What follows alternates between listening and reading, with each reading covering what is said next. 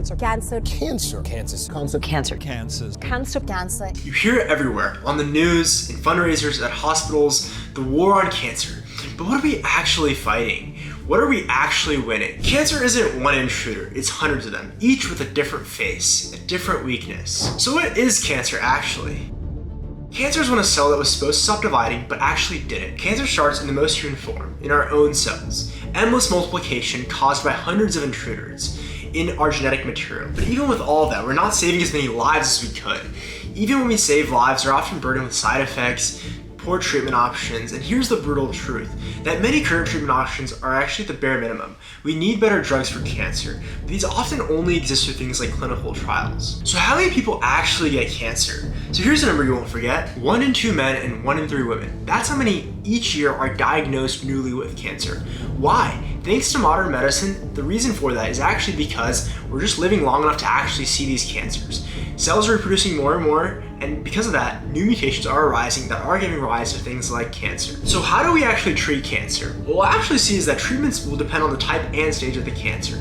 The most common form are surgery, chemotherapy, radiation, immunotherapy, and increasingly now targeted and precision therapies. What we'll often see is that doctors will often combine these approaches to actually maximize survival while minimizing harm. Okay, what is chemotherapy? Chemotherapy uses drugs to kill fast dividing cells. These are cells like your hair, your gut, and your bone marrow cells. And so what you'll actually see though is there are a lot of side effects like hair loss, nausea, and fatigue. What is immunotherapy? Immunotherapy helps the immune system fight cancer. The idea is that by boosting or guiding your immune system, these treatments can lead to long-term remission in some cancers like melanoma or even lung cancer. It's not a cure for all, but it's one of the most exciting frontiers in oncology. What is radiotherapy? Radiotherapy uses high-energy rays to destroy cancer cells. It's often used after surgery or alongside chemo. While it's effective, its damage can actually be quite large or amongst nearby tissues, which often leads to side effects like fatigue, burns, or long-term scarring. What are clinical trials? They are not the last result. They're often how patients get into the most cutting-edge treatments first. So here's what everyone should know about clinical trials. First of all, many of the miracle drugs that we get are through clinical trials. They often start in clinical trials. These studies are actually how we test breakthrough treatments, like vaccines, scans, and even cures, years before they hit the headlines.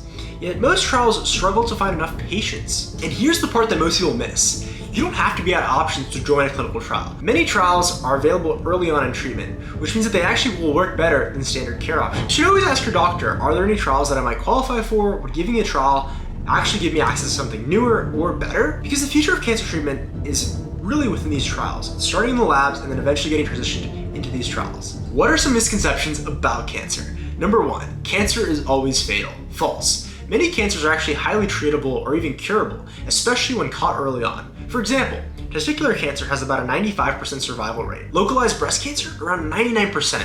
That's the 5-year survival rate. Thanks to better screening, surgery, radiation, and targeted drugs, millions of people today are living longer, fuller lives after cancer. Number 2, it's contagious. Nope. Cancer is not an infection. You can't catch it from someone who has it. It's not through touch, through coughing, or even sharing food. It arises through genetic mutations, intruders inside your body. The only rare exception, of course, is cancers that are linked to viruses like HPV or hepatitis B, but even then, these are the virus that's transmissible, not the cancer itself. Number 3, only old people get it. Sadly, no. While cancer does increase with age, young adults, teens, and even children can still get cancer. For example, leukemia is one of the most common cancers in children. Rates of colon and breast cancer in people under 50 are rising, so age does help us predict risk, but it doesn't make you immune. Number 4, if it doesn't run in your family, you're safe. This is not true. Most cancers, around 85 to 90%, are not inherited. They result from lifestyle factors such as aging, random mutations, or environmental exposures. So having a family history can certainly increase risk, but not having one doesn't mean you're off the hook. So you should always talk to your doctor about your personal risk, not just your genetics. So much of what we think about cancer just isn't true, and that misinformation can often delay things like diagnosis, discourage treatment, or keep people from asking the right questions. But knowing the truth about risk, symptoms, and options can literally save your life, and this is why it matters. If this video helped you, share it, comment with a question you've always had about cancer, and most importantly, ask your doctor and consider clinical trials. This is Alessandro, and this is what I wish everyone knew about cancer.